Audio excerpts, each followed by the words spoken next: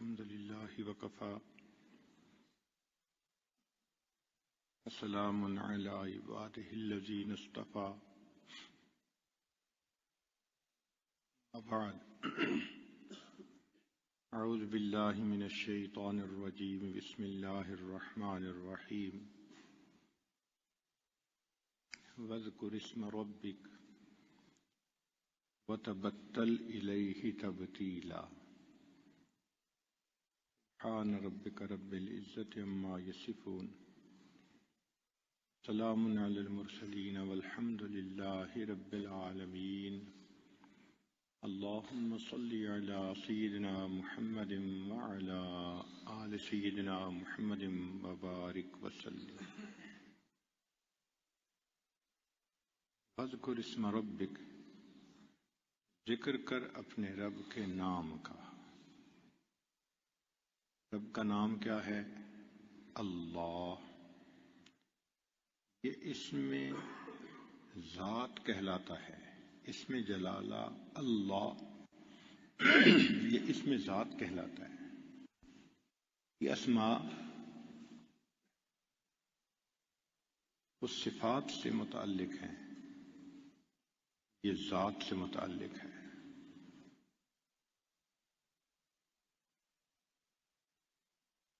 تو فرمایا وذکر اسم ربک، ذکر کر اپنے رب کے نام کا، وتبتل الیہ، اور اللہ کی طرف تبتل اختیار کرو. مخلوق سے کٹو، اللہ سے جڑو، اس کو تبتل کہتے ہیں. مخلوق سے کٹو، اللہ سے جڑو، پھر اللہ کی نسبت سے مخلوق سے جڑو. یہ جو مخلوق کے ساتھ نفسانی، شیطانی، شہوانی تعلقات ہیں، سب چھوڑ دو، ان سب کو توڑ دو. تو تبتل کس کو کہیں گے؟ مخلوق سے کٹو، اللہ سے جڑو، پھر اللہ کی نسبت سے مخلوق سے تعلق اختیار کرو. جو شریعت نے کہا ہے اس کے مطابق تعلقات رکھو. تو معلوم ہوا کہ ذکر کا مقصد صرف کوئی تسبیح پھیرنا نہیں، کوئی عدد کا پورا کرنا نہیں، بلکہ ایک قلبی کیفیت کا حاصل کرنا ہے، اور وہ قلبی کیفیت تبتل ہے. اگر ہمیں تبتل حاصل نہ ہوا، ہم نے ذکر کو اپنے نقطے تک نہیں پہنچایا. اور تبتل یہ ہوگا کہ ہم مخلوق سے کٹیں، ما سوا سے کٹیں، اللہ سے جڑیں، پھر اللہ کی نسبت سے مخلوق سے تعلق اختیار کریں. یہ جو پہلا کام ہے نا، مخلوق سے کٹنا، یہ بہت مشکل کام ہے، بہت مشکل کام ہے. آپ یہ محنت کریں گے تو آپ کو پتہ چلے گا کہ یہ کتنا مشکل کام ہے. اس دنیا میں آنا آسان، صحیح معنوں میں انسان بن جانا یہ مشکل کام. جو بنتا ہے یا بناتا ہے وہ پتہ پاتا ہے، اس کو پتہ لگتا ہے کہ یہ کتنا مشکل ہے. آپ مخلوق کو بھول کے دکھائیں، کوئی آسان کام ہے؟ کسی نہ کسی کا خیال دل میں،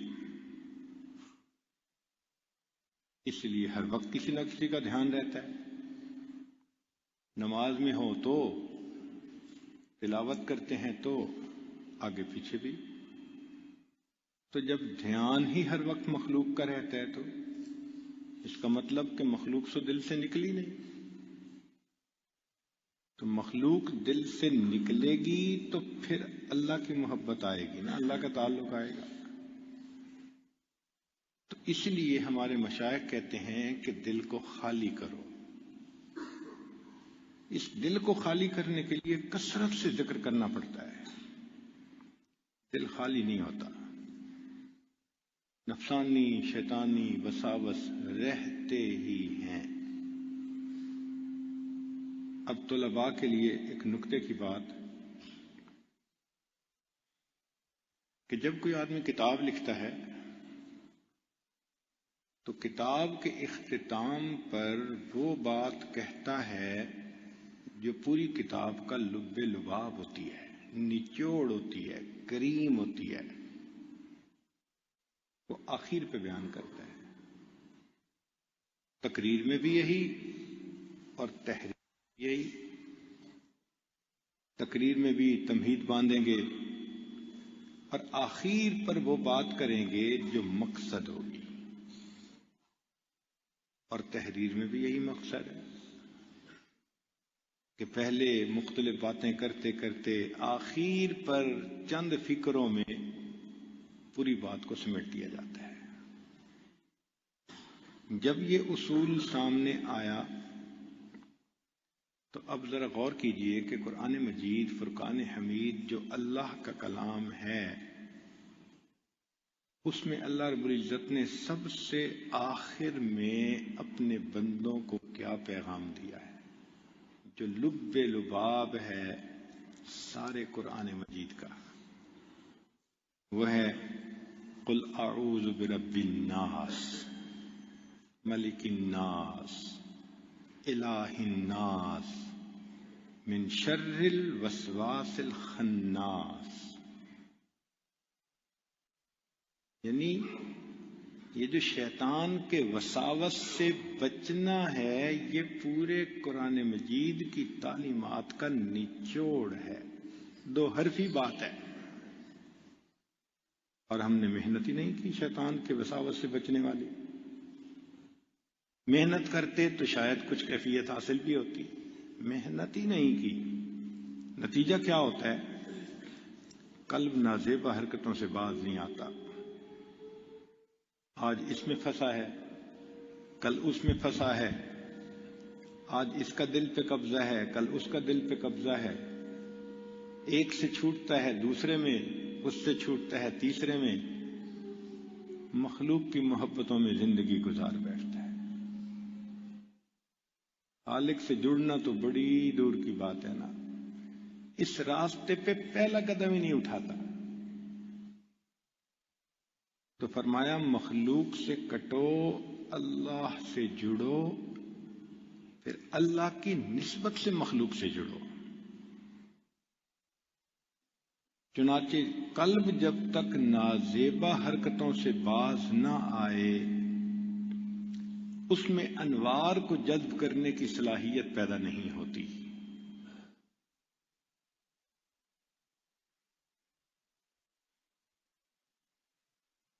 عجیب بات ہے کہ جن کے ساتھ ہمیشہ رہ نہیں سکتے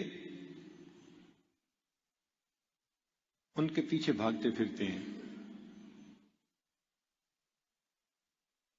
اور جس سے کبھی جدا ہو نہیں سکتے اس کی طرف رخ نہیں کرتے، اس کی طلب دل میں نہیں ہوتی، بس آنکھیں اندھی نہیں ہوتی، یہ سینوں کے اندر دل اندھے ہوا کرتے ہیں۔ یعنی مخلوق سے ہمیشہ ہم جڑ نہیں سکتے، اس کے پیچھے بھاگے پھر رہے ہیں، اور خدا سے کبھی جدا نہیں ہو سکتے، ادھر دھیان ہی نہیں ہوتا۔ تو جس سے ہمیشہ جڑ نہیں سکتے اس کے پیچھے بھاگے جا رہے ہیں، اور جس خدا سے جدا نہیں ہو سکتے کہ معیت حاصل ہے اس سے غافل۔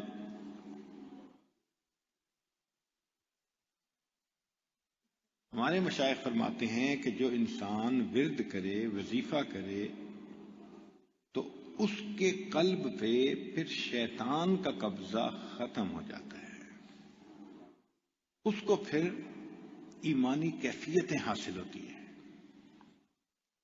تو من لا ورد لہو لا وارد لہو، جس کا ورد نہیں اس کے اوپر کوئی واردات ہی نہیں ہوتی، کوئی کیفیات ہی نہیں ہوتی۔ حضرت سید جواد حسین شاہ رحمۃ اللہ علیہ ایک مرتبہ فرمانے لگے کہ ہزاروں سال کی بیعت ہوتے ہیں شیخ سے،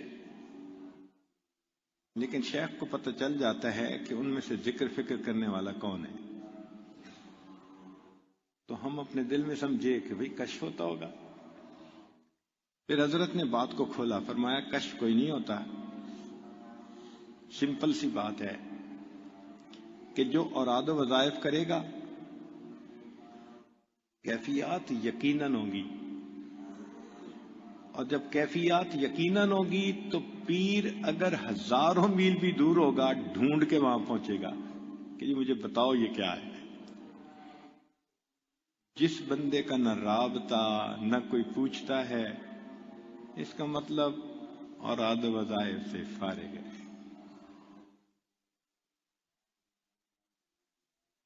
تو فرمانے لگے کہ جس بندے کے پاس بتانے کو ہوتا ہی کچھ نہیں، اس کا مطلب ہے اوراد و وظائف کوئی نہیں کرتا، سمپل سی بات ہے۔ اگر کرتا یقیناً اس پر حالات و واردات ہوتے، اور حالات و واردات ہوتے تو پھر پیر مشرق کی بجائے مغرب میں بھی بیٹھا ہوتا تو یہ ضرور ڈھونڈ نکالتا۔ آج کوئی مصیبت چھوٹی سی گھر میں آ پڑے تو دعاؤں کے لیے فون بھی ڈھونڈ لیتے ہیں اور شیخ کو بھی ڈھونڈ لیتے ہیں اور کہہ بھی دیتے ہیں جی ایک مشکل میں آ گئے ہیں حضرت دعا کریں، تو مشکل پڑی تو راستہ نکل آیا نا۔ جب کیفیت ہی نہیں ہوتی رابطہ ہی نہیں ہوتا۔ تو ورد و وظائف کا کرنا یہ انتہائی ضروری ہے۔ اس پر کیفیات ملیں یا نہ ملیں اس سے ہمیں غرض نہیں ہے، ورد کرنا ضروری ہے۔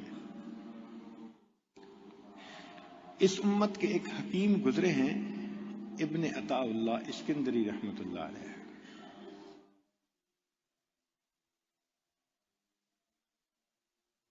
پیدا تو یہ اسکندریہ میں ہوئے، لیکن مصر میں یہ پڑھاتے رہے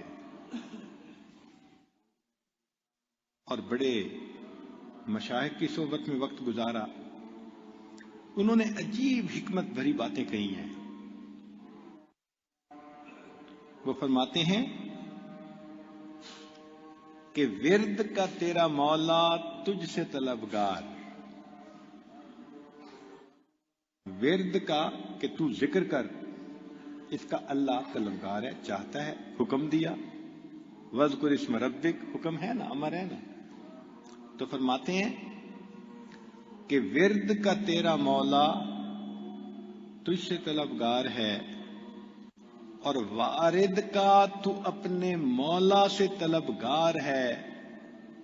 تیرے مطلوب کو اپنے رب کے مطلوب کے ساتھ کیا نسبت ہو سکتی ہے؟ کیا خوبصورت بات کہی ہے کہ ورد کا تیرا مولا تجھ سے طلبگار، اور وارد کا تو اپنے مولا سے طلبگار۔ تیرے مطلوب کو تیرے رب کے مطلوب کے ساتھ بھلا کیا نسبت ہو سکتی ہے؟ کئی دفعہ شیطان دھوکہ دیتا ہے کہ جی ہم راک میں بیٹھتے ہیں تو گندے شہوانی خیالات آتے ہیں۔ بھئی آئیں گے شروع میں، اب گندا کمرہ اگر ہے تو دروازہ کھولنے سے بو تو شروع میں آئے گی، مگر بو کو برداشت کرو اور صفائی کر دو تو ختم ہی ہو جائے گی بدبو ہمیشہ کے لیے۔ تو یہ تو کوئی بات نہ ہوئی جی کہ میں مراقبے میں بیٹھتا ہوں تو جی بڑے شہوانی خیال آتے ہیں۔ اگر نہیں بیٹھیں گے تو شہوانی خیال نکل تھوڑا جائیں گے، وہ تو اسی طرح رہیں گے۔ تو یہ سوچیں کہ کیا اس دل کو میں قیامت کے دن اللہ کے سامنے پیش کر سکوں گا؟ یہ تو اور بلکہ حیران والی بات ہے۔ تو ایک نکتے کی بات کہ ایک ہے نفس سے ذکر سے غافل ہونا کہ ذکر ہی نہ کرے بندہ، اور ایک ہے ذکر میں حضور کا نہ ہونا، حضوری کا نہ ہونا۔ تو اس پر ابن عطا اللہ اسکندری رحمۃ اللہ نے ایک عجیب بات کہی، فرماتے ہیں کہ ذکر میں حضور نہ ہونے کے سبب سے ذکر کو نہ چھوڑ، ذکر میں حضور نہ ہونے کے سبب سے ذکر کو نہ چھوڑ، کیونکہ اثنائے ذکر میں غفلت ہونے کی بنسبت نفس ذکر میں غافل ہونا زیادہ برا ہے۔ ایک ہوتا ہے ذکر سے ہی غافل ہو جانا کہ مراقبہ ہی نہ کرنا، تو وہ تو زیادہ برا ہے، کیونکہ اللہ نے تو حکم دیا کہ ذکر کرو۔ تو اثنائے ذکر میں غفلت ہونا یہ اتنا برا نہیں جتنا نفس ذکر سے بندے کا غافل ہو جانا ہے۔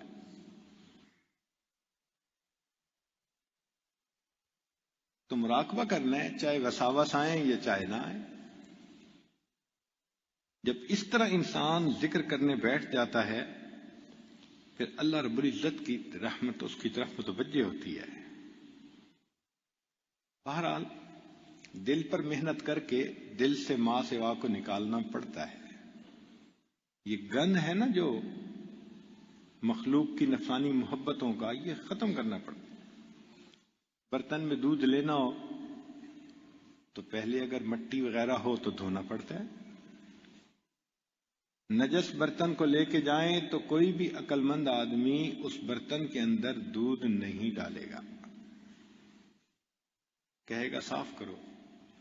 ہم دل کے برتن میں اللہ کی محبت کا دودھ لینا چاہتے ہیں تو اللہ بھی فرماتے ہیں کہ اس کو صاف کر کے تو لے آؤ۔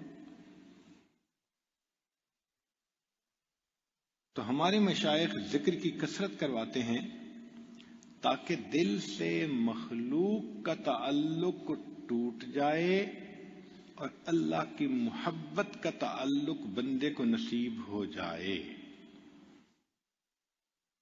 اسی کو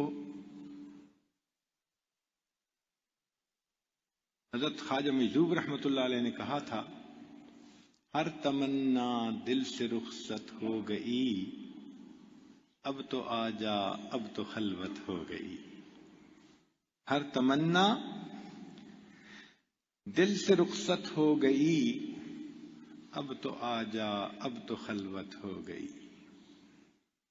لیکن جو لوگ ذکر کرتے ہیں نا تو ان کو اللہ تعالیٰ کیفیات دے ضرور دیتا ہے، محروم نہیں رکھتا۔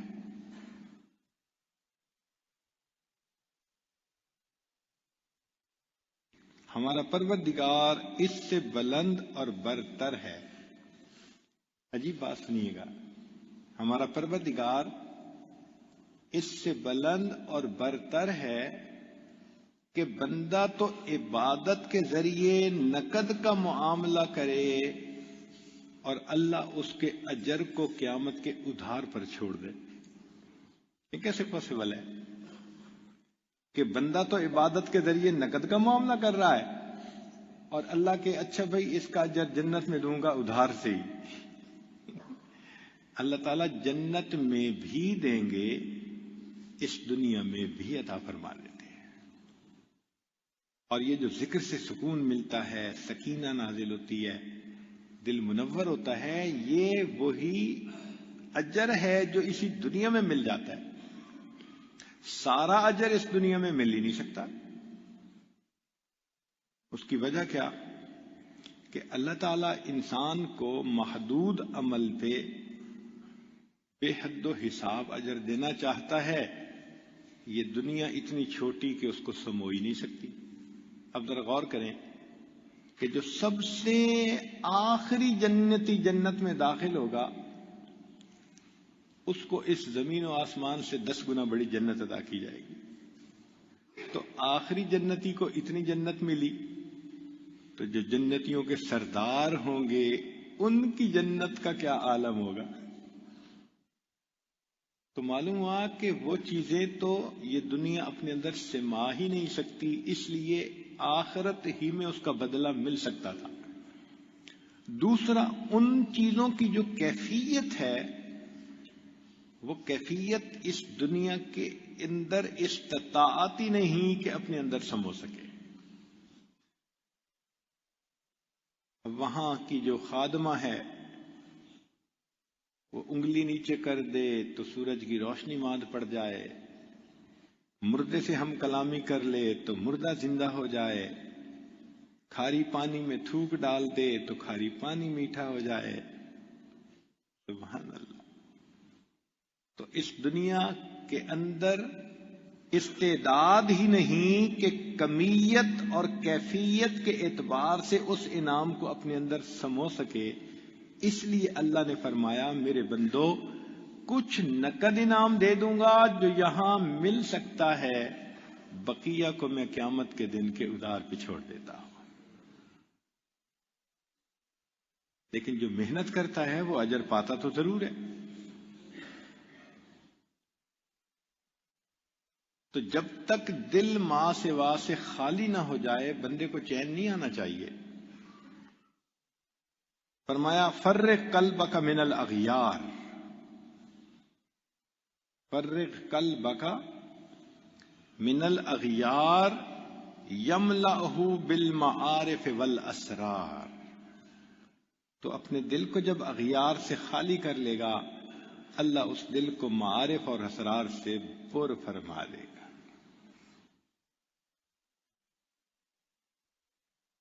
تو اللہ تعالیٰ کی محبت پانے کے لیے محنت تو کرنی پڑتی ہے۔ اس لیے فرمایا کہ ان اردت ورود المواہب علیک، ان اردت ورود المواہب الیک صحح الفقر فالفاقۃ لدیک۔ تو فقر اور فاقہ کو اپنے اوپر لاگو کر لے، لازم کر لے۔ کیوں؟ کہ یہ جو اللہ کی طرف سے نعمتیں ملتی ہیں یہ اللہ کے خزانے کا صدقہ ہوتا ہے، اور دستور یہ کہ انما الصدقات للفقراء، صدقات فقراء کا حصہ ہوتے ہیں۔ تو اپنے اوپر جب تو اس فقر اور فاقے کو لائے گا پھر اللہ تعالیٰ اپنے خزانوں سے تجھے صدقہ عطا فرمائے گا۔ ہم نے یہ دیکھا ہے کہ محبت جب دل میں آ جائے تو یہ بندے کو تنہائی پسند بنا دیتی ہے۔ یہ محبت کی خاصیت ہے، جب بھی دل میں آ جائے بندہ تنہائی پسند بن جاتا ہے، چاہے محبت خالق کی ہو یا چاہے محبت مخلوق کی ہو۔ آپ غور کریں جو لوگ دل ادھر ادھر پھنسا بیٹھتے ہیں ان کا مجلسوں میں کہاں دل لگتا ہے؟ بات کرنے کے لیے، فون کرنے کے لیے الگ جا کے بیٹھیں گے، میسج کرنے کے لیے الگ جا کے بیٹھیں گے، کمرہ بند کر کے الگ بیٹھے ہوں گے، گھر والے مل کے کھانا کھا رہے ہوں گے، گھر والے کہیں گے ادھر جانا ہے، وہ کہے گا نہیں مجھے نہیں جانا، وہ تنہائی چاہتا ہے۔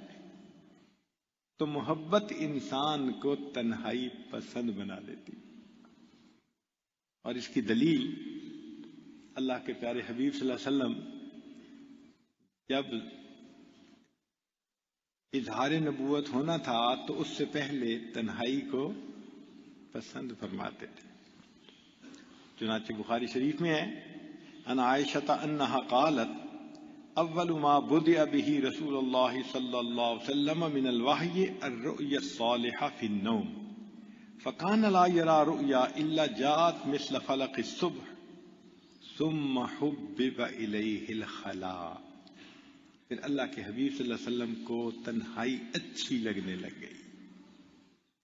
تو محبت جو ہے وہ تنہائی پسند بنا دیتی۔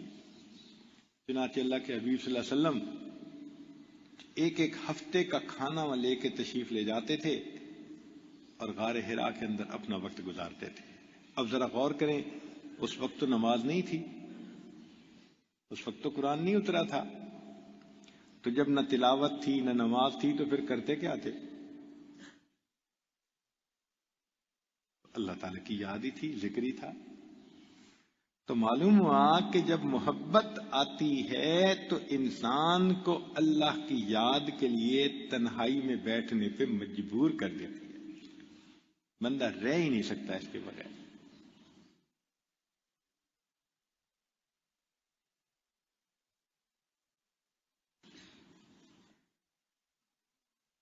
اس لیے نبی علیہ الصلوۃ والسلام نے تنہائی میں وقت گزارنے کی تعلیم دی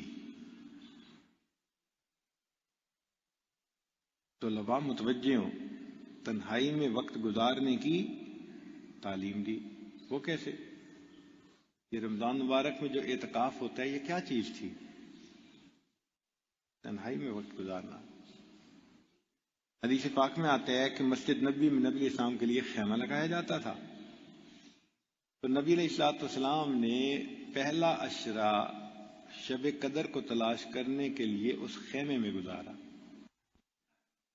اور جب عشرہ گزر گیا تو نبی اسلام نے خیمے میں سے اپنا چہرہ مبارک باہر نکال کر فرمایا اپنے ساتھیوں سے کہ بھئی شب قدر مجھے نہیں ملی، میں اگلے عشرے میں پھر اس کو تلاش کرنے کے لیے بیٹھوں گا، تم میں سے جو اس کو تلاش کرنے میں شامل ہونا چاہتا ہے وہ ایک عشرہ اور اعتکاف کر لے۔ تو یہ جو حدیث میں فرمایا کہ خیمے میں سے چہرہ نکال کے پھر بات کی، کیا مطلب؟ بھئی یوں بھی تو بیٹھ سکتے تھے جیسے آپ اور میں آمنے سامنے، مگر نہیں، آمنے سامنے میں تنہائی والا ماحول نہیں ہوتا۔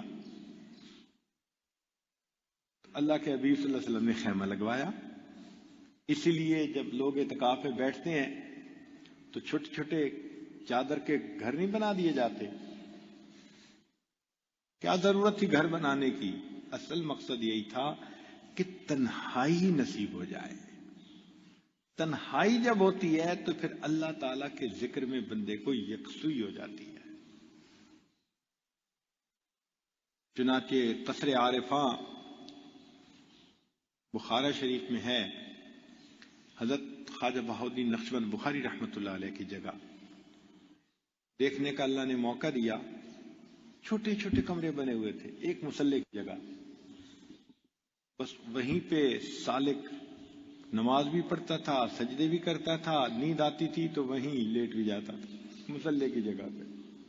اتنے چھوٹے چھوٹے کمرے، اور سینکڑوں کمرے بنے ہوئے تھے، جو بندہ آتا تھا ایک کمرے میں اس کو جگہ دے دی جاتی تھی۔ ہمارے مشائخ بھی اسی طرح کرتے رہے، علماء بھی۔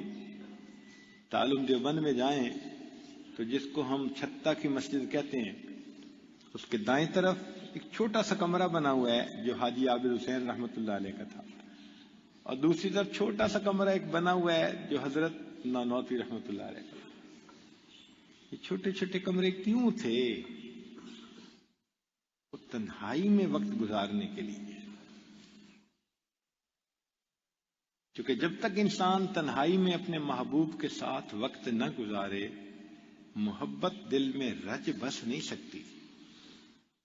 یہ وقت گزارنا ضروری ہے۔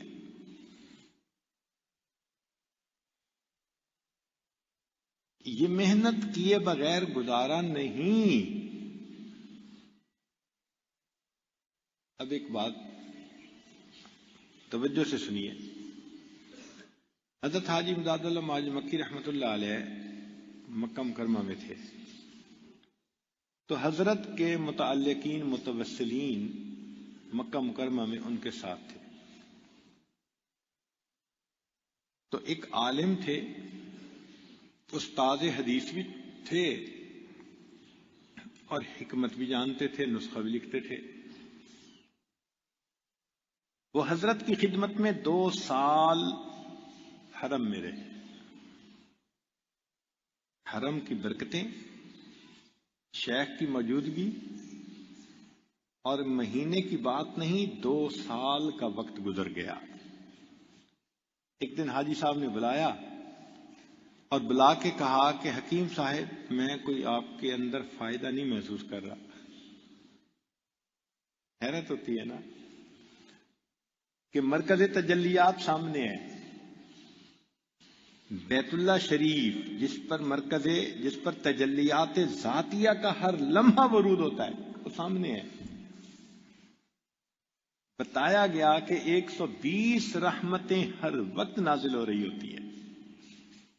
تو جس جگہ میں برکتوں کے نزول کی گواہیاں حدیث سے مل رہی ہیں، وہاں شیخ کی بھی معیت حاصل ہو گئی تو نورون علی نور ہو گیا۔ اور پھر 2 سال کا وقت تھوڑا تو نہیں ہوتا۔ اور شیخ نے بلا کے کہا کہ میں آپ کے اندر کوئی تبدیلی محسوس نہیں کر رہا۔ تو حکیم صاحب نے کہا کہ حضرت پھر میں کیا کروں؟ فرمایا گنگو جاؤ۔ اب عام آدمی پریشان ہوگا کہ جی بیت اللہ سے اس کو ہٹا کے، حرم سے ہٹا کے تو گنگو بھیج رہے ہیں۔ گنگو بھیجا حضرت گنگوئی رحمۃ اللہ علیہ کے پاس۔ وہ سچے تھے طلب میں، انہوں نے فوراً اپنا انتظام کیا اور حرم کو چھوڑ کر وہ گنگو آ گئے۔ حضرت گنگوئی رحمۃ اللہ نے پوچھا کہ بھائی کیا مسئلہ؟ انہوں نے بتایا کہ جی میں نے تو 2 سال گزارے ہیں اور حضرت نے مجھے فرمایا کہ تمہیں کوئی فائدہ نہیں ہو رہا، تم گنگو جاؤ۔ تو حضرت گنگوئی رحمۃ اللہ نے فرمایا اچھا بھی میرے پاس وقت گزارو، مگر میری 2 شرطیں ہیں۔ میری 2 شرطیں ہیں۔ جی حضرت کون سی شرط؟ فرمایا ایک تو نسخہ لکھنا چھوڑ دو۔ اب آپ کہیں گے جی کہ وہ تو انسانیت کی خدمت تھی کہ بیمار کو نسخہ لکھ دیتے تھے، اس سے کیوں منع کیا؟ اور دوسرا فرمایا کہ حدیث مبارکہ پڑھانی چھوڑ دو۔ اب عام آدمی تو پریشان ہو جائے گا کہ دیکھو جی حدیث کا درس اتنا عظیم عمل اور اس سے روک رہے ہیں۔ مگر حضرت نے 2 شرطیں لگائیں اور انہوں نے قبول کر لی۔ یہاں ذہن میں ایک سوال پیدا ہوتا ہے کہ حضرت حاجی صاحب یہ شرطیں حرم میں ہی لگا دیتے، اس مقصد کے لیے گنگو بھیجنے کی کیا ضرورت تھی؟ خود ہی بتا دیتے۔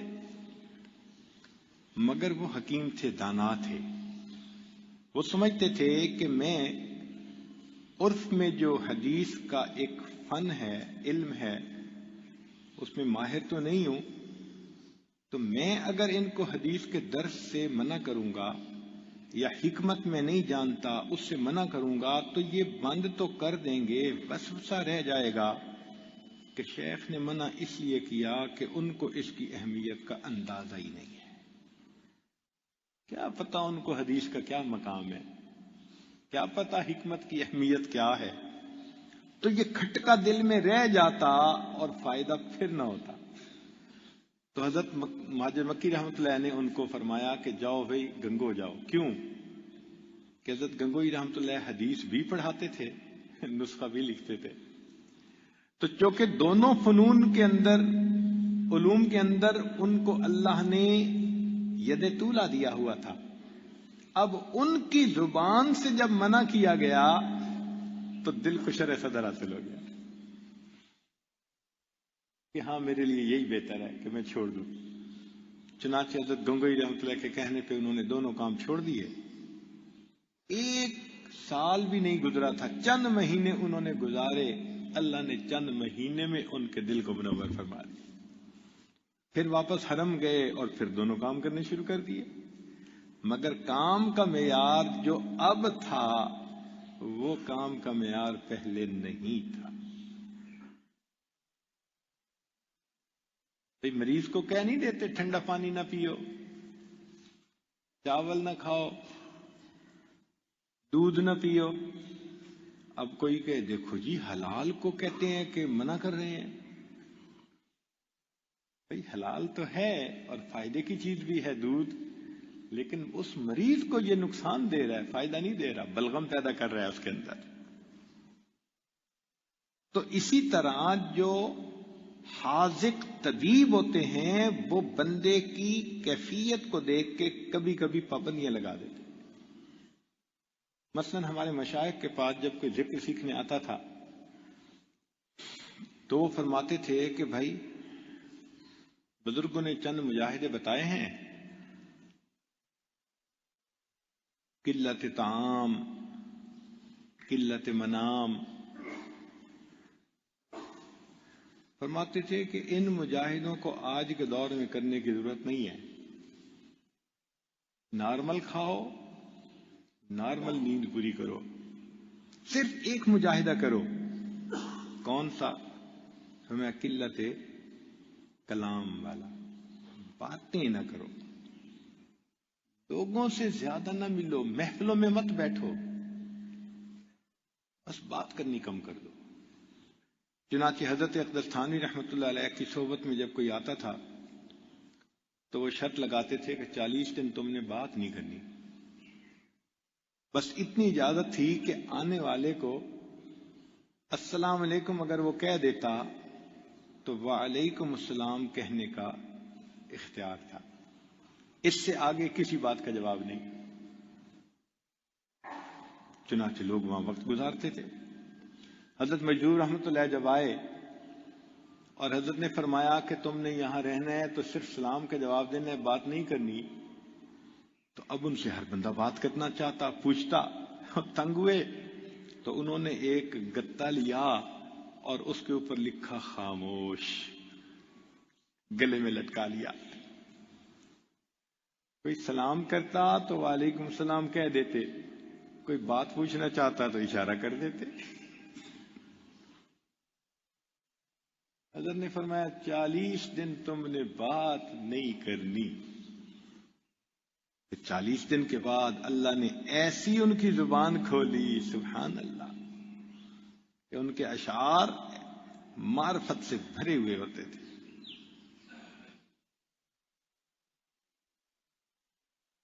چنانچہ ایک بڑے عالم حضرت تھانوی رحمۃ اللہ کی خدمت میں آئے، وہ بڑے مفسر اور بڑے واعظ تھے۔ حضرت نے ان کے آتے ہی شرط لگائی کہ تم نے کسی سے بات نہیں کرنی۔ وہ سلام کا جواب بھی اشارے سے دیتے تھے، بات ہی نہیں کرتے تھے۔ خانقاہ کے لوگ ان کو گنگا سمجھتے تھے۔ خانقاہ کے لوگ سمجھتے تھے کہ گنگے آ گئے ہیں مولوی صاحب۔ وہ تو جب 40 دن مکمل ہوئے اور حضرت نے ان سے درس دلوایا تو خانقاہ کے لوگوں کو تب پتہ چلا کہ یہ کتنے بڑے مفسر تھے۔ تو ہمارے مشائخ محنت کرواتے تھے کہ تم گپیں بند کرو، جائز باتیں بھی ختم کرو، اور بس اللہ سے تم ہم کلامی کرو ذکر کے ذریعے سے۔ پھر اس کا نتیجہ نکلتا تھا، سامنے آتا تھا۔ یہ خلوت سالک کے لیے انتہائی ضروری ہے۔ جب تک اختیار نہیں کرے گا دل کی کیفیات نہیں بنے گی۔ ہمارے مشائخ کرتے تھے اختیار۔ حضرت تھانوی رحمۃ اللہ اپنا واقعہ لکھتے ہیں کہ میں جلالہ شریف حضرت مولانا یعقوب نانوتوی رحمۃ اللہ سے پڑھا کرتا تھا، اور تکرار کی ذمہ داری بھی میری تھی۔ چنانچہ ایک دفعہ تکرار کے دوران ایک اشکال وارد ہوا اور وہ ہم سے رفع نہیں ہو سکا۔ شرح بھی دیکھی، آپس میں ڈسکس بھی کیا، کوئی اس کا جواب ہی سامنے نہیں آتا تھا۔ کلاس کے سب لڑکوں نے کہا کہ بھئی چونکہ آپ مانیٹر ہیں، گروپ لیڈر ہیں، تو کل کا درس شروع ہونے سے پہلے تم اس اشکال کو حضرت کے پاس جا کے پہلے رفع کرو، ہمیں بھی بتا دینا تاکہ اشکال ختم ہو جائے گا پچھلے سبق کا، پھر اگلا سبق پڑھیں گے۔ میں نے حامی بھر لی، اور اگلے دن میں مسجد میں آیا تو جلالین شریف میرے ساتھ تھی۔ نماز ہوئی، میں نے جلالین شریف اٹھائی اور میں گیا حضرت مولانا یعقوب نانوتوی کے کمرے کی طرف کہ حضرت نماز کے بعد ذکر کے لیے وہاں تشریف لے جاتے تھے۔ کہتے ہیں میرے اٹھنے میں اور جانے میں تھوڑی سی دیر ہوئی اور حضرت نانوتوی رحمۃ اللہ نے دروازہ بند کر لیا اور ذکر کرنے بیٹھ گئے۔ جب میں پہنچا تو دروازہ بند ہے۔ میں نے اپنے نفس کو بہت کوسا کہ تو نے اٹھنے میں دیر کیوں کر دی، جلدی آتا۔ اور میں نے فیصلہ کیا کہ اب جب تک حضرت کنڈی نہیں کھولتے میں ادھر سردی میں ٹھٹھرتا رہوں گا مگر کھڑا رہوں گا، یہ سزا ہے میری۔ کہنے لگے سخت سردی تھی اور میں ٹھٹھر بھی رہا تھا، میں کھڑا بھی تھا۔ کہنے لگے تھوڑی دیر بعد میں نے سنا کہ اندر سے مولانا یعقوب نانوتوی رحمۃ اللہ علیہ نے لا الہ الا اللہ کا ذکر شروع کر دیا۔ ایسی ضرب لگا رہے تھے الا اللہ کی کہ حضرت ذکر تو اندر کر رہے تھے، مجھے باہر کھڑے سن سن کے مزہ آ رہا تھا۔ کہتے ہیں حضرت نے جب ذکر مکمل کیا، اشراق کا وقت ہو چکا تھا، اور اشراق پڑھ کے جب حضرت نے دروازہ کھولا تو سردی کے موسم میں ان کے ماتھے پہ پسینے کے قطرے میں نے آنکھوں سے دیکھے تھے۔ اتنا تو ذکر کیا ہوگا نا شد و مد کے ساتھ، اتنی تو ضربیں لگائی ہوگی نا کہ سردی کے موسم میں پیشانی پہ پسینہ آ گیا۔ کہتے ہیں کہ مجھے دیکھ کے پوچھا اشرف علی کیوں کھڑے ہو؟ میں نے کہا حضرت یہاں یہ اشکال وارد ہوتا ہے۔ حضرت نے وہیں کھڑے کھڑے تقریر شروع کر دی۔ کہتے ہیں عجیب تقریر، الفاظ بھی مجھے سمجھ میں نہیں آ رہے تھے اور معانی کا تو بالکل ہی پتہ نہیں چل رہا تھا۔ حضرت نے تقریر ختم کر کے کہا کہ اشرف علی بات سمجھ گئے؟ میں نے اپنے دل میں کہا کہ حضرت تھوڑا سا تو نزول فرمائے نا کہ بات سمجھ میں آئے۔ میں نے کہا حضرت نہیں سمجھ میں آئی، تو حضرت نے اسی مضمون کو ایک دوسرے انداز سے کھولنا شروع کر دیا۔ فرمان لگے اب مجھے الفاظ تو مانوس لگ رہے تھے، مفہوم کی سمجھ اب بھی نہیں آ رہی تھی۔ پھر جب حضرت نے معنی بیان کیے تو پوچھا اشرف علی سمجھ گئے؟ میں نے دل میں کہا کہ حضرت صاحب تھوڑا سا نزول اور فرما لیں۔ تو جب میں نے دوسری مرتبہ کہا کہ سمجھ میں نہیں آئی تو حضرت مولانا یعقوب نانوتوی رحمۃ اللہ نے فرمایا کہ اشرف علی میرے اس وقت کی باتیں تجھے سمجھ میں نہیں آئیں گی، کسی اور وقت آ کر مجھ سے پوچھ لینا۔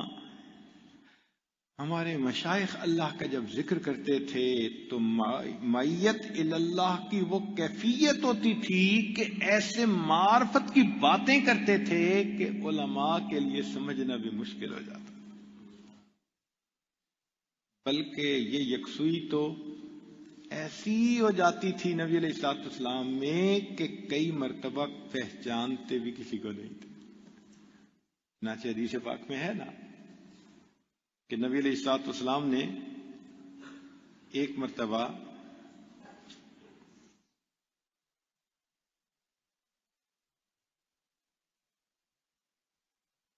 عائشہ صدیقہ رضی اللہ تعالی عنہا کو فرمایا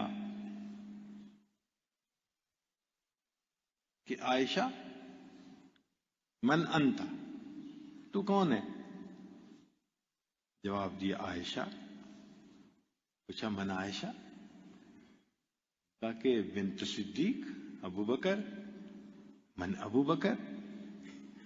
تو فرماتی ہیں کہ جب محبوب صلی اللہ علیہ وسلم نے ابو بکر کو بھی نہ پہچانا تو میں سمجھ گئی اب نہیں پہچانے کسی کو۔ تو بعد میں جب ذرا طبیعت بحال ہوئی تو فرمایا کہ عائشہ لی مع اللہ وقت، میرا اللہ کے ساتھ ایک وقت ہوتا ہے جس میں کوئی فرشتہ، کوئی نبی مرسل میرے اس تخلیے میں، اس اللہ کی معیت میں رکاوٹ نہیں پیدا کر سکتا۔ تو اب ہم وراثت الانبیاء میں اگر شامل ہونا چاہتے ہیں تو اس کیفیت کے بغیر پھر ہمیں وراثت مل جائے گی؟ ہمیں بھی کچھ وقت گزارنا چاہیے کہ جس کو ہم کہہ سکیں کہ لی مع اللہ وقت۔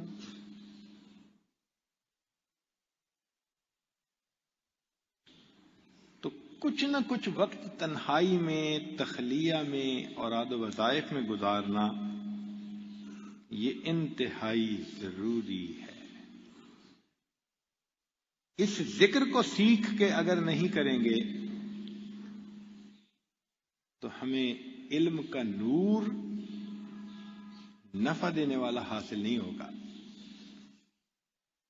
علم تو مل جائے گا، معلومات تو بہت ہو جائیں گی، مگر جو نفع دینے والا نور ہے وہ حاصل نہیں ہوگا۔ اس کے لیے محنت کرنی پڑتی ہے۔ چنانچہ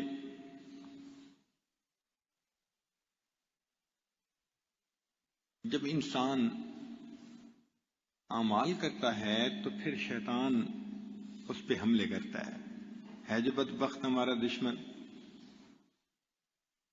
دو ہی تو دشمن ہے، ایک شیطان بیرونی دشمن اور ایک نفس اندرونی دشمن. طلباء کے لیے ایک علمی نکتہ توجہ فرمائیں کہ ہیں تو ہمارے دونوں دشمن، نفس بھی دشمن ہے اور شیطان بھی دشمن ہے، مگر دونوں گناہ کرواتے ہیں اور ان کے گناہ کے کروانے کی نوعیت میں فرق ہوتا ہے. گناہ کروانے کی نوعیت میں فرق ہوتا ہے. کیا فرق ہوتا ہے؟ نفس کا آبجیکٹو ہوتا ہے لذت لینا، انجوائے کرنا. نفس کو انجوائمنٹ چاہیے. آپ جائز دیتے رہیں تو وہ ناجائز سے بچا رہے گا، اس کو تو انجوائمنٹ چاہیے. بھئی جائز ملتی رہے تو وہ ناجائز سے بچا رہے گا، اور اگر جائز نہیں ملے گی تو ناجائز لے گا. اس کو لذت چاہیے. یہ نفس کا آبجیکٹو ہوتا ہے. اور شیطان کا آبجیکٹو لذتیں دلانا نہیں ہوتا. شیطان کا آبجیکٹو ہوتا ہے ایسے گناہ کا مرتکب کروانا جس سے کہ انسان دائرہ شریعت سے جلدی باہر نکل جائے، کفر کا مرتکب ہو جائے. تو نفس کا آبجیکٹو لذتیں ہیں اور شیطان کا آبجیکٹو دین سے خارج کرنا ہے. دونوں کے الگ الگ آبجیکٹو ہیں. اس لیے نفس جو ہے وہ ہر اس عمل میں ٹانگ اڑانے کی کوشش کرے گا جس میں لذت ملتی ہے، لیکن شیطان ایسا گناہ کروانے کی کوشش کرے گا جس کو انسان جائز سمجھتا ہو. جس کو انسان چونکہ جائز سمجھے گا تو توبہ ہی نہیں کرے گا. اس لیے شیطان بدعات کا مرتکب زیادہ کرواتا ہے. کو لذتوں سے کوئی نہیں مسئلہ ہوتا، وہ بدعات کو کرواتا ہے کہ جب عبادت سمجھ کے کرے گا تو ساری عمر توبہ ہی نہیں کر سکے گا. اور ویسے بھی گناہ کو جائز سمجھ کے کرنا انسان کو ایمان سے محروم کر دیتا. تو نفس اور شیطان دونوں کے آبجیکٹو الگ الگ ہیں. شیطان کا کام انسان کو ایمان کی نعمت سے محروم کر دینا.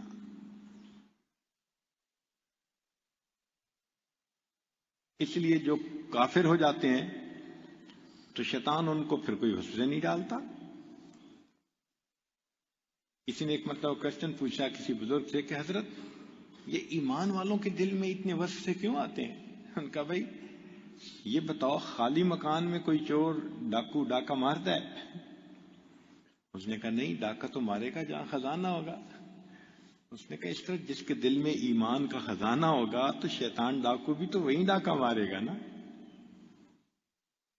تو ذکر اس لیے نہ کرنا کہ جی شیطانی وساوس آتے ہیں، یہ تو کوئی بات نہ ہوئی.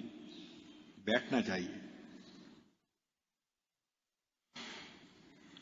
شیطان کے حملے کے 4 انداز ہیں. میں بات کو چند لمحوں میں سمیٹ کے مکمل کرتا ہوں.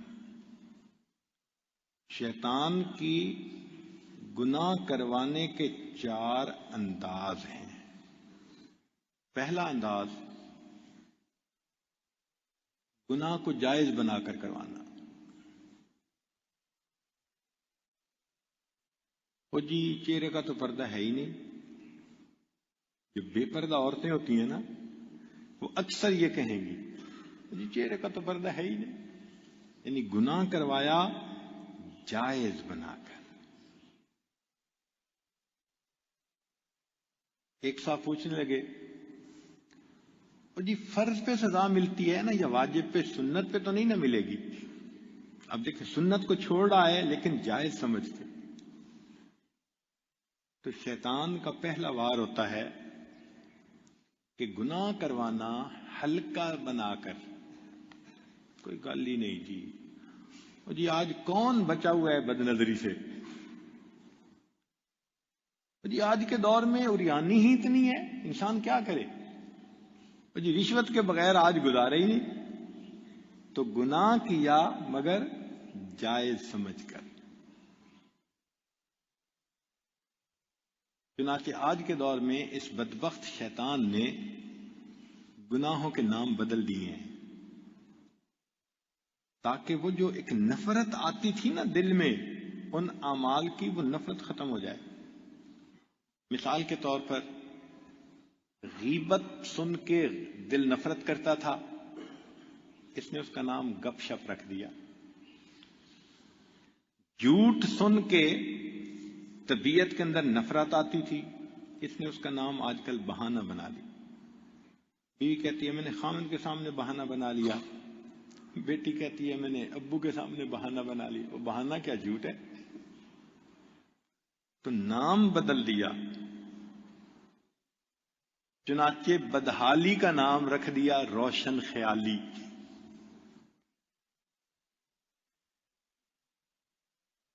سود کا نام منافع رکھ دیا. چنانچہ بینک والے لکھنے تو منافع کی شرح اتنی ہے جی، ہوتا تو سود ہے وہ. رسم و رواج کا نام ثقافت رکھ دیا. جی ثقافت ہے ہماری. تو یہ شیطان کے حربے ہیں کہ گناہ ایسے طریقے سے کرواؤ کہ یہ توبہ بھی نہ کر سکے اس سے.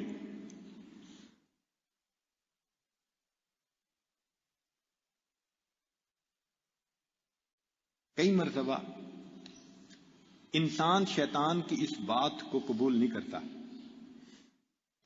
اور وہ گناہ نہیں کرتا، تو شیطان کا پہلا وار خالی. تو جب شیطان کا پہلا وار خالی گیا تو پتہ ہے دوسرا وار کیا کرتا ہے کہ گناہ تو یہ کرتا نہیں، نیکی کر رہا ہے تو نیکی میں سستی کروانا، کہ کر تو نیکی رہا ہے لیکن سستی طبیعت میں ڈالنا تاکہ نیکی کرے تو تھوڑی کرے. تہجد پڑھنی ہے تو بس 10 منٹ پہلے اٹھے، کبھی پہلے پڑھے اور کبھی تہجد سے محروم ہو جائے. نماز پڑھنی ہے تو سستی طبیعت کے اندر، تلاوت کرنی ہے مگر طبیعت میں سستی. شیخ نے ذکر بتایا مگر اس کے کرنے میں، اب جو احباب آ کے کہتے ہیں کہ جی حضرت ہمیں مراقبے کے لیے وقت نہیں ملتا، وہ کیا کہہ رہے ہوتے ہیں؟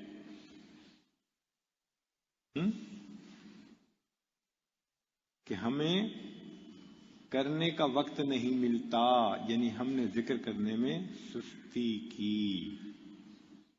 اور پہلا سبق کتنے سال؟ 4 سال 5 سال.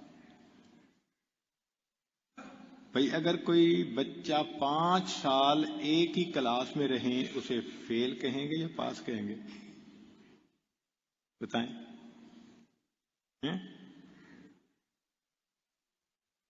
اگر ایک ہی کلاس میں جو 5 سال لگا دے تو کیا کہیں گے؟ فیل ہے نا. تو اس کا مطلب کہ جو اتنا عرصہ ایک ہی سبق پہ رہتا ہے وہ فیل بیچارہ. تو شیطان کا پہلا حربہ کہ گناہ کو جائز بنا کے کرواؤ، اور دوسرا حربہ کہ اگر نہیں کرتا تو نیکی میں سستی کرواؤ. اچھا کر لیتا ہوں مراقبہ، یہ کام کر لوں. جیسے عورتوں سے نماز میں سستی کرواتا ہے، اور سستی کرتے کرتے بیچاری نماز قضا بھی کر بیٹھتی ہیں کئی دفعہ. اچھا میں مہمانوں کو چائے پلا کے بس پڑھتی ہوں، اور ایسی باتوں میں مصروف ہوئی کہ جب اگلی نماز کی اذان ہوئی تب سمجھ لگی نماز قضا ہو گئی. تو شیطان کا پہلا حملہ گناہ کو جائز بنا کے کروانا، اور دوسرا حملہ کہ گناہ نہیں کرتا نیکی کرتا ہے تو نیکی میں سستی کروانا. یہ کیا کریں؟ آتے ہیں حضرت صاحب مجھ سے تو کچھ ہوتا نہیں، بس آپ ہی کچھ کر دیں، ویسے میں نے جلدی گھر جانا ہے. مجھ سے تو کچھ ہوتا نہیں، آپ ہی کچھ کر دیں اور ویسے مجھے جلدی. اور حضرت صاحب بیوی بھی کچھ بات نہیں مانتی تو کوئی تعویذ وغیرہ بھی بنا کے دے دیں، ویسے میں نے جلدی. اور حضرت صاحب پتہ نہیں اولاد جو ہے نا وہ نافرمان سی بنتی جا رہی ہے، کچھ پڑھنے کو بھی بتا دیں، ویسے جلدی میں نے. تو بھئی جب آئے ہی اس لیے کہ جلدی واپس جانا ہے تو کیا فائدہ ملے گا؟ تو شیطان کا پہلا حملہ کہ گناہ کو جائز بنا کے کروانا، ہلکا نہ کے پیش کرنا، بس آخری دفعہ، بس ایک دفعہ. اور یہی اخوان یوسف نے کہا تھا اقتلوہ، یا تو قتل کر دو یا ابترہ اردن یخل لکم وجہ ابیکم وتکونوا من بعدہ قوما صالحین. یہ شیطان کا پکا حربہ.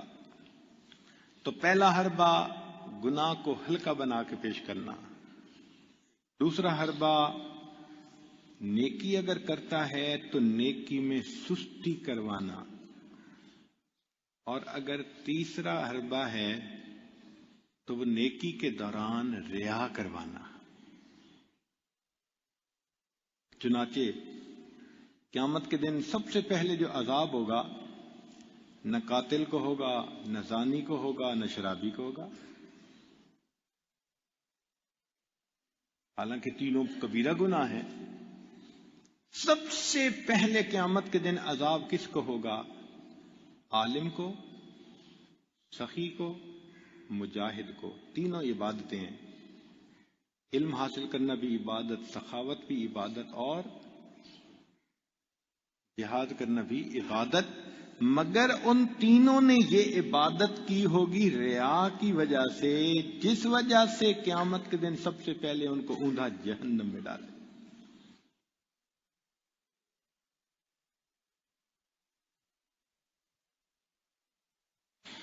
ہمارے بزرگ عمل کر کے چھپاتے تھے. ہمارے بزرگ کیا کرتے تھے؟ عمل کر کے، اور ہم اپنے ارادوں کی تشہیر کرتے پھر رہے ہوتے ہیں. اور جی ویسے میں نے اب تہجد پڑھنے کا ارادہ کر لیا ہے، ابھی تو پڑھی بھی نہیں، توفیق بھی ملتی ہے یا نہیں ملتی. اور جی ویسے میں نے اب تہجد پڑھنے کا ارادہ کر لیا ہے، ارادے بھی بتاتے پھرتے ہیں.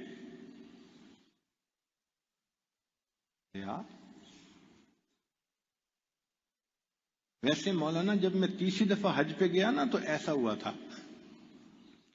بھئی اگر بتانا تھا کہ حج پہ گیا تو ایسا ہوا، یہ تیسری کا لفظ کیوں ساتھ لگا دیا؟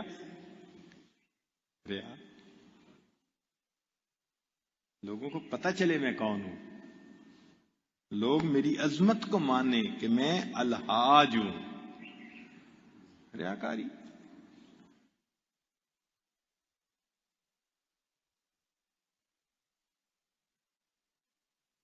تو شیطان کا پہلا حربہ کیا ہوتا ہے بتائیں؟ گناہ کو ہلکا بنا کر، جائز بنا کر کروانے کی کوشش کرنا تاکہ وہ توبہ بھی نہ کر سکے. اور اگر بندہ اس کی بات کو نہ مانے اور نیکی کرے تو دوسرا حربہ نیکی میں سستی کروانا. اور اگر کوئی سستی بھی نہ کرے تو تیسرا حربہ، اور اگر کوئی ریا بھی نہ کرے تو چوتھا اور آخری حربہ بندے کے اندر خود پسندی پیدا کرنا. یہ احساس پیدا کرنا کہ ہاں میں تو نیک ہوں نا، میں تو نیکی کرتا ہوں نا، تہجد بھی پڑھتا ہوں الحمدللہ، میں اعلیٰ ہوں دوسروں سے. دل کے اندر خود پسندی کا پیدا کرنا یہ مہلکات میں سے ہے. وَإِعْجَابُ الْمَرْءِ بِنَفْسِهِ، اس کا مرتکب کروا دیتا ہے. شیطان کو کس چیز نے گمراہ کیا؟ کیوں جی؟ اس وقت کوئی شیطان تو نہیں تھا نا کہ جس نے شیطان کو شیطان بنا دیا. اس وقت تو شیطان تھا ہی نہیں، تو پھر شیطان گمراہ کیوں ہو گیا؟ اس کے اندر عجب تھا، خود پسندی تھی. تبھی تو کہا اس نے انا خیر من، میں تو اس سے اچھا ہوں. اور پھر بالآخر راندہ درگاہ بنا دیا گیا. اب یہاں ایک نکتے کی بات کروں یا چھوڑ دوں؟ تھک گئے ہیں آپ؟ دعا کر دیتے ہیں. سونا بھی ہے، جا کے رات بھی آپ نہیں سو سکے، اس لیے دعا کروا دیتے ہیں. بات ضرور بتانی ہے، پھر یاد رکھیں گے. پکی بات ہے، بہت ہی نکتے کی بات ہے. اللہ جزائے خیر دے کہنے والے کو. ابن عطا اللہ اسکندری رحمۃ اللہ علیہ فرماتے ہیں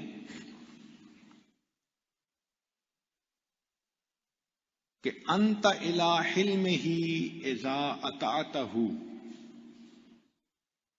انت الی حلمہ اذا اطعتہ احوج منک الی حلمہ اذا عصیتہ، کہ جب تم اللہ کی نافرمانی کرتے ہو اس کی بنسبت جب تم اللہ کی فرما برداری کر رہے ہو اللہ کے حلم کے زیادہ محتاج ہوتے ہو.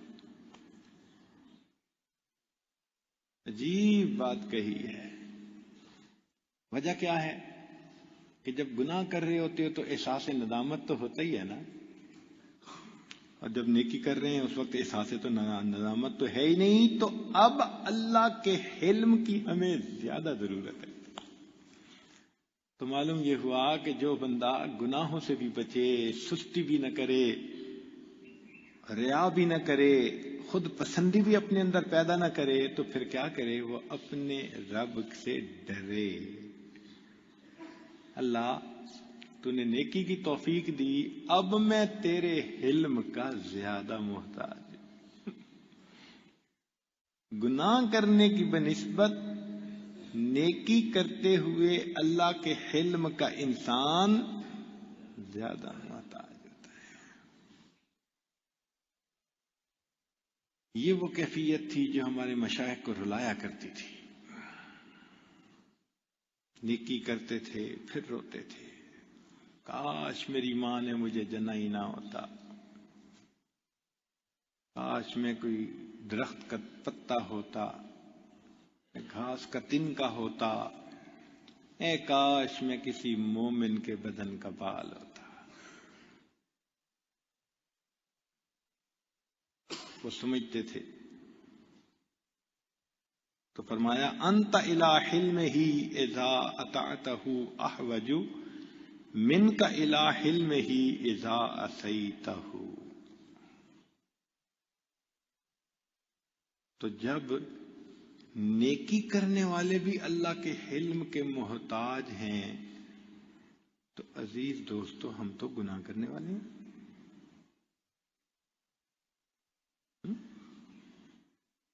جب نیکیاں کرنے والے بھی تھر تھر کانپتے پھر رہے ہیں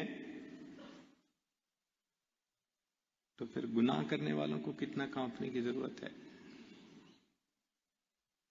عدل کریں تے تھر تھر کمبن اونچیاں شاناں والے. اللہ اگر آپ عدل کریں تو جو اونچی شان والے ہیں وہ بھی تھر تھر کانپتے ہیں. عدل کریں تے تھر تھر کمبن اونچیاں شاناں والے، تے فضل کریں تے بخشے جاون میں جیوی موکالے. اور اللہ اگر تو اپنا فضل فرما لے تو مجھ جیسے بھی سیاہ چہرے والوں کی بخشش ہو جائے. اس لیے ہمیں اپنی طرف سے اعمال کرنے بھی چاہیے، تنہائی میں کچھ نہ کچھ وقت گزارنا بھی چاہیے، اس کے بغیر دل نہیں سنورے گا، اور پھر اس پہ رونا بھی چاہیے کہ اللہ جیسے کرنا تھا ایسے کرنے کا حق ادا تو نہیں کر سکے۔ اللہ تعالی ہمیں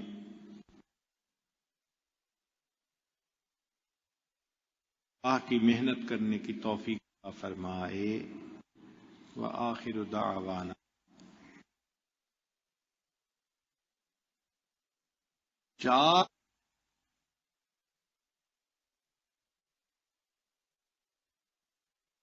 چاروں حربوں سے بچنے کا آسان طریقہ کیا ہے؟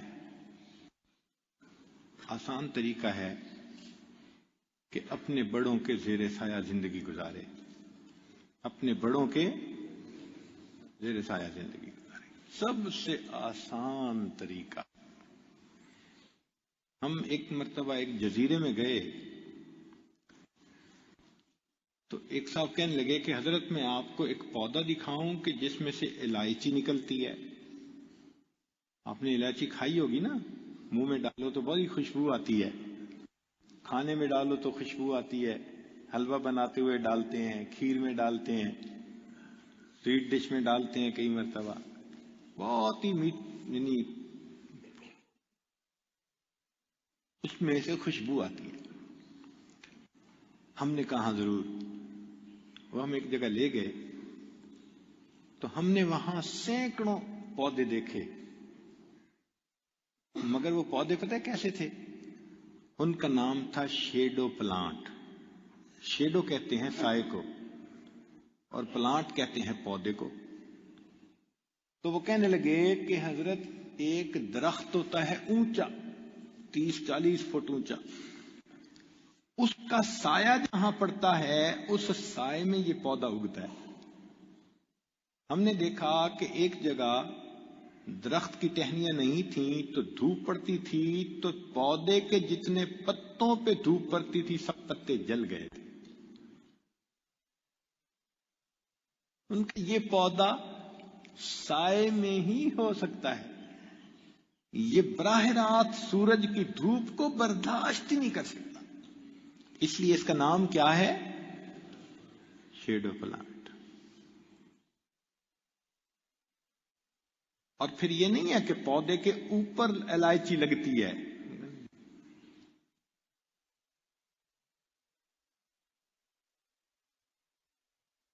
جو زمین میں جڑیں ہیں نا ان جڑوں کے ساتھ الائچی لگتی ہے۔ چنانچہ ہم نے خود زمین کھودی اور اس کی جڑ جا رہی تھی، وہ جڑ نکالی تو اس کے ساتھ 10-15 الائچی جو ہیں وہ لگی ہوئی تھی، سبز الائچیاں لگی ہوئی تھیں اس کے ساتھ۔ حیران ہو گئے، یا اللہ دیکھو خوشبودار پودا ہے، مگر اللہ نے اس کو وہ خوشبو کی نعمت اس لیے عطا کی کہ اس نے اپنی اس صفت اور پھل کو چھپایا تھا چھپایا تھا۔ چھپانے پہ اللہ نے پھر یہ خوشبو عطا کر دی۔ مومن بھی جب اپنے اعمال کو چھپاتا ہے پھر اللہ اس کو ایمان کی خوشبو۔ اور یہ دیکھو کہ خوشبو کس پودے کو ملی؟ جو بڑے پودے کے۔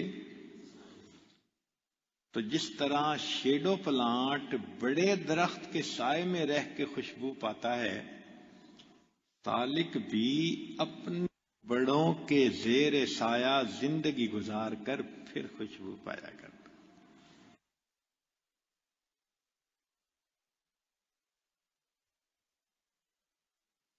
تو اللہ تعالیٰ شیڈو پلانٹ بند کر رہنے کی توفیق عطا ہے نا۔ پتہ تب چلتا ہے کہ جب فیصلے خود کرنے پڑ جاتے ہیں، پھر فیصلوں کی برکت نہیں ملتی، نظر نہیں آتی، پھر انسان کہتا ہے کتنا اچھا وقت تھا، شیخ تھے بات کر دیتے تھے، اللہ تعالیٰ دعائیں دے دیتے تھے، ان کی دعاؤں کی برکت ڈال دیتے۔ ہم اپنے شیخ کی زندگی میں کوئی مسئلہ ہوتا تھا تو تو بس حضرت کو فون پہ بتا دیتے تھے، اور بتا دینے کاش تم کسی کو دیکھو اور کوئی تمہیں دیکھے، تم کسی کو دیکھو اور کوئی تم کسی نظر میں رہو. آنکھوں میں بس گئی ہیں قیامت کی شوخیاں، 2-4 دن رہے تھے کسی کی نگاہ میں. تو اللہ رب العزت ہمیں اپنا قرب عطا فرمائے، اور یہ کچھ وقت جو ہم نے مل کے گزارا، اللہ اس کو ہمارے لیے بخشش کا ذریعہ بنا دے. وآخر دعوانا ان الحمدللہ. ہاں چلیں وہیں بیٹھے رہیں، کوئی بات نہیں. کچھ احباب آئے ہیں دور سے بیعت ہونے کے لیے، تم دل میں نیت کر لیجئے. جو پہلے سے بیعت ہیں وہ تجدید کی نیت کر لیں، جو نئے بیعت ہونا چاہتے ہیں وہ بیعت توبہ کی نیت کر لیں. الحمدللہ وکفا وسلام علی عبادہ الذین اصطفی. اما بعد، یہ کلمات سچے دل کے ساتھ پیچھے پیچھے پڑھیے. بسم اللہ الرحمن الرحیم. لا الہ الا اللہ محمد الرسول اللہ.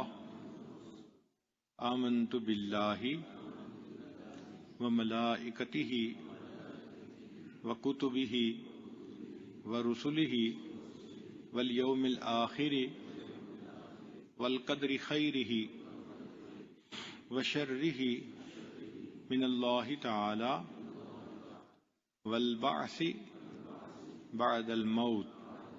آمنت باللہ کما ہوا باسمائہ وصفاتہ وقبلت جمیع احکامہ اقرار باللسان وتصدیق بالقلب.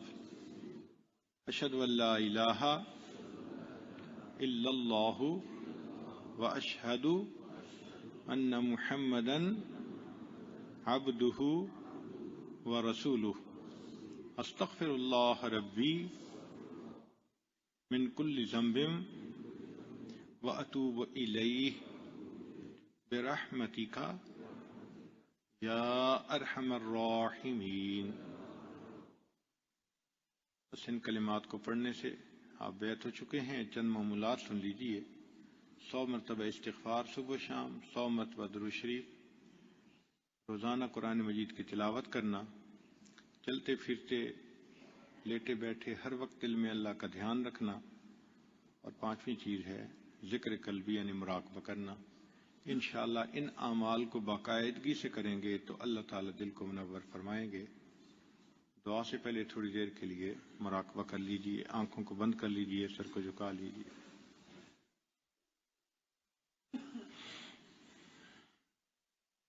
انسان جب اپنے اندر جھانکتا ہے اسے اپنی اصل تصویر نظر آتی ہے.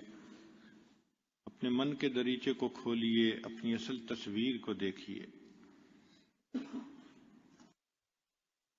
لا الہ الا اللہ محمد. دعا کر لیجئے. سبحان ربی العظیم.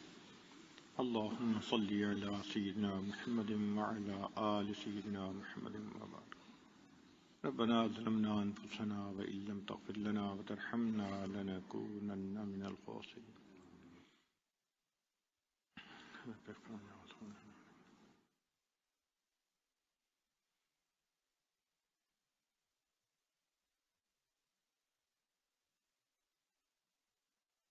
صلی اللہ تعالی علی حبیبی سیدنا محمد وآلہ واصحابہ اجمعین برحمتک یا ارحم الراحمین.